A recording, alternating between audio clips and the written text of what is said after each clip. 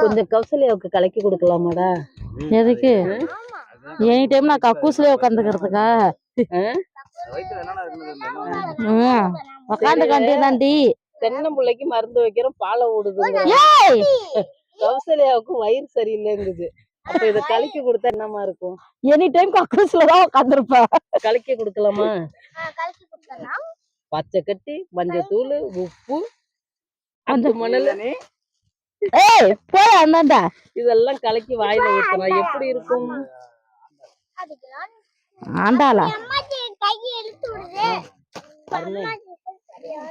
கௌசல்யாவ மருந்து வைக்க வச்சுக்கிட்டு வீட்டுக்கு சோறாக்க ஒரு பொண்ணு ரெடி பண்ணிக்கலாமா? இங்க இருங்க, கைய போட்டு சீச்சி. ஏன் பிள்ளைங்களா? பாப்பா கையெடுமா. பிள்ளைங்கள பாரு.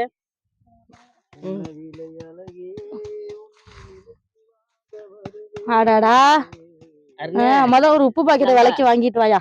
நம்ம சாப்பிடுறப்ப கொஞ்சம் செக் பண்ணி தான் சாப்பிடணும். கௌசல்யா நம்மளுக்கு கலந்துற போது ஏதாவது.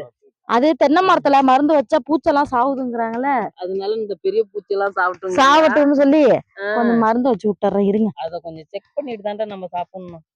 அது செக் பண்ணிக்கும். ஆமா ஆமா, அது எதையும் தாங்கறது உடம்புலையா. உப்பு இன்னும் கொஞ்சம் இந்தாங்க, மஞ்சள் தூள் கொட்டுங்க.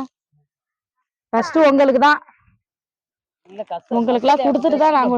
கௌசல்யாவுக்கு டெஸ்ட் பண்ணிட்டு நம்ம மரத்துல வைக்கலாமா? டெஸ்ட்டுங்க, டெஸ்ட் பண்ணிட்டு கொஞ்சம் கௌசல்யாவுக்கு வைக்கலாமா?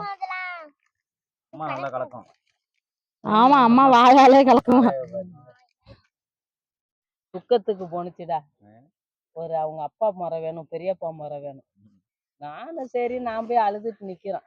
அவங்க வந்து ஒரு தாயாரு, அப்பாக்காரு செத்து போயிட்டாரு. இது போய் நிக்குது பாரு, அப்படியே நிக்குது. ஏமா அழுதா என்னான்னு கேட்டேன்.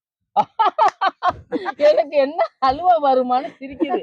அழுதவங்க எல்லாம் கௌசல்யாவை பார்த்து எனக்கு வெக்கமா போய் நான் ஒடியாந்துட்டேன். நான் இந்த மாதிரியா ஒரு பெரியப்பா